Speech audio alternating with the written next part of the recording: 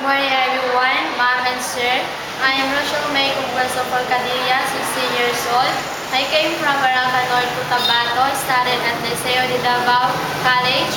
I'm applying in your company as the principal of your school. Talking about myself, my talent is I know how to dance and sing, playing, and talking about my skills, I have a lot of skills. My special skills is reading novels, reading any kind of book, and especially I know how to cook. And you hired me in your company, it's because I have a lot of knowledge that I can share in my students.